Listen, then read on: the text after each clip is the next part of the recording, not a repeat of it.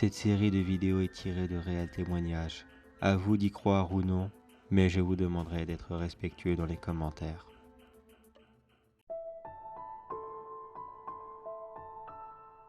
Bonsoir à tous mes petits monstres. Aujourd'hui une vidéo un peu plus spéciale, car il s'agit bien d'Asred, mais pas d'horreur. Vous allez comprendre. Il y a plusieurs mois de cela, un petit monstre sur Discord m'a écrit pour me dire que son copain était mort. Lui-même étant petit monstre de la chaîne, cela m'a fait énormément mal au cœur pour elle, car même si beaucoup d'entre vous pourraient penser que certes je ne le connaissais pas, vous tous mes petits monstres, je vous adore énormément, vous le savez depuis le temps. Quand j'apprends qu'il arrive quelque chose à l'un d'entre vous, je me sens toujours extrêmement désolé, et très mal, par rapport à cela. De son côté Aurel, excuse-moi d'avance si je prononce mal le nom bien sûr, essaie lentement de se reconstruire. J'imagine que tout le monde ici a déjà connu la perte d'un être cher. Cela n'est jamais drôle. Mais le 20 novembre dernier, oui, excusez-moi d'avance si cela a été très long pour traiter ce témoignage, mais j'ai eu beaucoup de travail récemment, aussi bien pour la chaîne que dans la vie professionnelle et privée bien sûr. Alors excuse-moi Aurel, pour toi qui dois penser que j'ai complètement oublié ton histoire, et qui pense peut-être même que je n'ai absolument pas l'intention d'en parler. Voilà, excuse-moi, c'est juste que j'avais été énormément pris, c'est tout.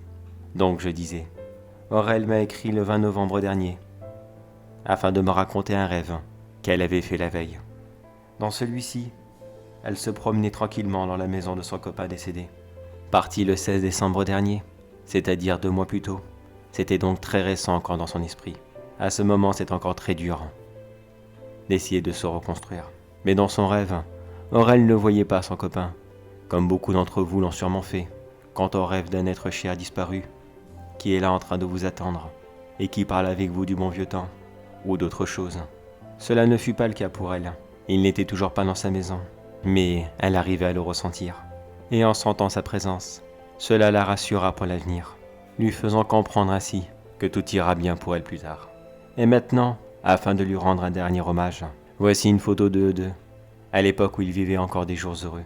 Et je vous dicte quelques lignes qu'elle m'a demandé de compter, comme un message qu'elle pourrait lui envoyer.